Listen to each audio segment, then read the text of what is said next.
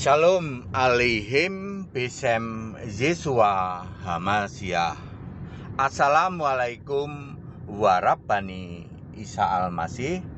Salam sejahtera di dalam nama Tuhan Yesus Kristus. Kita Indonesia, kita Pancasila. Toleransi harus, keberagaman wajib disyukuri ya. Bersahabat dengan beda iman itu bisa. Ayo saling toleransi, saling menghargai. Jangan hujat, jangan caci maki. Bapak Ibu Saudara, saya akan membahas tema ini karena pertanyaan dari seorang Muslim ya. Begini, Bapak yang Muslim ini bertanya begini, Pak Pendeta HTD, kami melihat Pak Pendeta HTD ini Alkitabiah.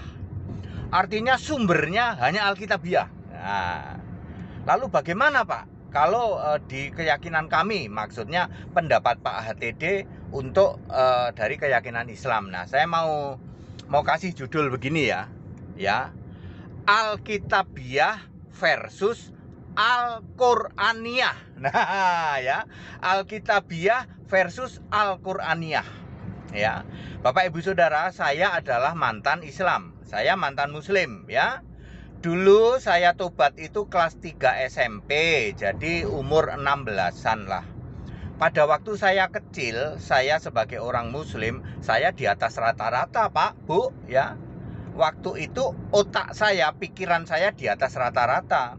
Jadi saya ini bikin gerah guru ngaji saya yang saya sering sebut Pak D. Ya. Ada satu hal begini ya. Saya akan memakai bahasa yang mudah dimengerti. Perintah sembahyang ya. Ternyata di dalam keyakinan lama dulu itu sumber dari sebut sajalah hukum Islam begitu ya. Itu ada 4 ya. Yaitu kitab suci ya yang disebut Al-Qur'an tentu saja. Kemudian ada hadis, ada ijma dan ada qiyas.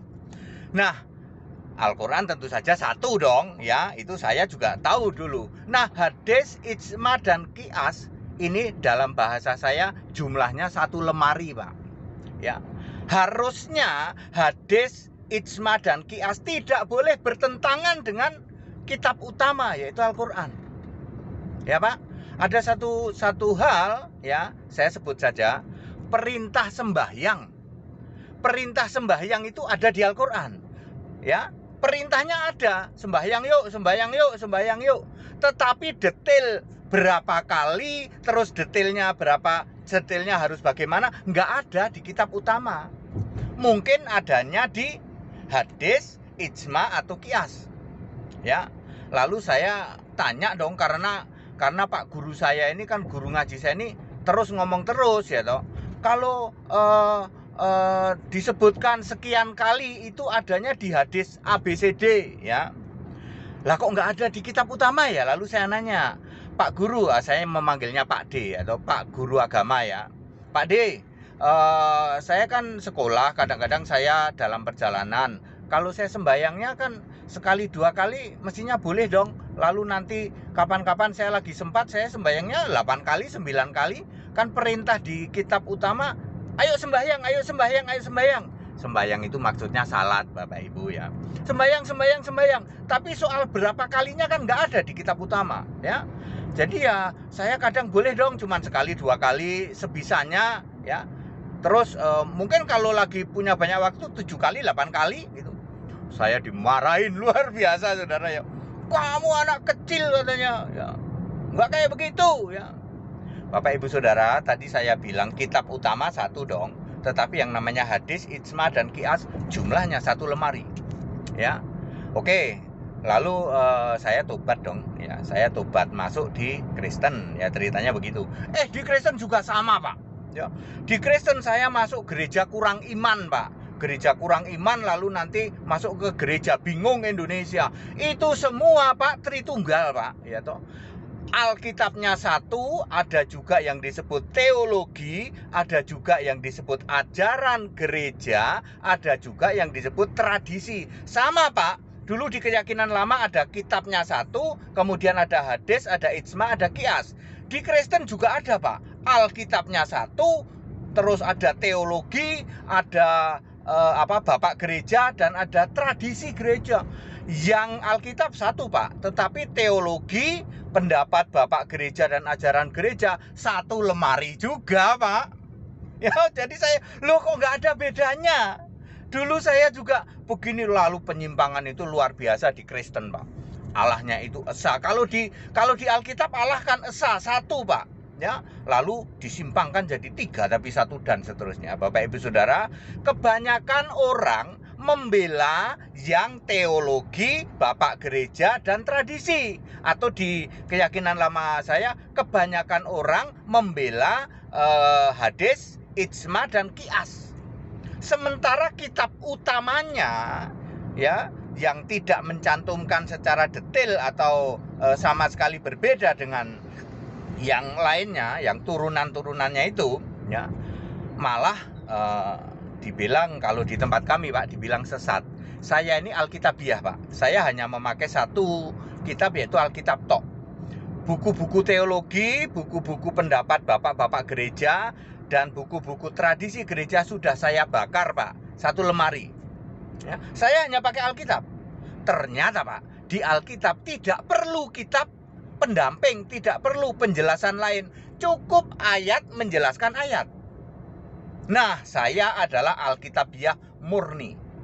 Saya bersyukur di Muslim ada seorang buya ya, buya yang semangatnya sama, kembali ke kitab utama, ke Al-Quran. Jadi Alkitabiah versus Al-Quraniyah. Lah si buya ini malah di yang dia menceritakan tentang hal utama di dalam Al-Quran malah sama seperti saya dimaki-maki, Pak, oleh pendeta-pendeta itu, Pak ya, yang jumlahnya 200.000 kurang lebih, pendeta dan romo itu maki-maki saya karena saya hanya pakai Alkitab. Sementara turunan yang lain yang namanya teologi, buku-buku dari bapak gereja dan tradisi gereja saya bakar. Sama dengan buya, Pak, buya yang semangatnya kembali ke kitab utama, malah makanya tema kita Alkitabiah dan Al-Quraniyah. Ayo ya, saya mengajak dialog siapa saja yang berani Alkitabiah versus Al-Quraniyah. Kita cari di Alkitab, di kitab utamanya saja, Pak ya. Pak, di kitab utama tidak dijelaskan, pasti ada penjelasan link ayat ke ayat, Pak, pasti. Kalau memang tidak disuruh harus sekian kali, ikuti, Pak, di kitab utama ya. Oke, ini ada terus berkembang dong, Pak. Saya mau kasih tahu bagaimana dulu ada yang namanya garis keras ya. Sorry, Pak ya, yang ngebom dan lain sebagainya, dia mendasar apa, Pak? Mendasar qiyas. Pendapat-pendapat yang modern sekarang, narkotika, terus pengeboman segala itu bagaimana itu ya. Itu pendapat-pendapat yang ada di dalam qiyas ya. Makanya muncul seperti itu. Nah, kita bersyukur kalau ada seorang buya yang mau back to the Quran ya, kembali ke Al-Quran. Saya sangat bersyukur ya. Wah, itu kalau ketemu sama saya yang kembali ke Alkitab, cocok itu, Pak. Pak, cocoknya bagaimana, Pak? Bentar ya. Cocoknya bagaimana? Kok Pak Pendeta HTD yakin bahwa kalau Pendeta HTD ketemu buya yang buya ini semangatnya Al-Quraniyah kok bisa cocok? Oh ya, cocok, Pak. Karena kitab utama orang Islam dengan Alkitab bahasa Arab, perhatikan baik-baik ya. Kitab utama Islam yaitu Al-Quran tentu saja ya. Kalau dibandingkan dengan Alkitab bahasa Arab, kira-kira samanya berapa persen, Pak? Ini pendapat saya ya, Pak. 99,999%. Jadi kalau saya yang Alkitabiah ketemu dengan buya yang Al-Quraniyah, damai, Pak, Indonesia, Pak. Nggak ada itu yang hujat caci maki ya, toh? Karena dasarnya kitab utama ya. Ya, tidak ada lagi dari pihak Muslim yang mengatakan Allahmu ada 3 ya, Tuhan dijadikan Allah. Nggak ada kayak gitu, Pak. kalau kita kembali ke Alkitab, ya. Karena Alkitab menulis yang mati itu manusia, bukan Tuhan. Ya. Tetapi kalau Anda ketemu sama pendeta-pendeta dari Nasrani yang mendasarkan dengan kitab-kitab tambahan yang satu lemari itu, maka dia meyakini Yesus itu manusia 100%, Tuhan 100%. Jadi yang mati Tuhan dong. Diolok-olok lah sama orang Muslim. Jadi debatnya seru, hujat caci maki. Tetapi kalau saya yang Alkitabiah ketemu Buya yang Al-Qur'aniah, Indonesia damai, Pak. Yakin damai, Pak. Yakin, Pak. Tidak ada hujat caci maki. Demikian pula dari Kristen juga tidak ada hujat-hujatan, ya. Karena kita tahu, oh Allahnya beda, oh Tuhannya beda. Ya, beda, Pak, ya. Bentar, Pak.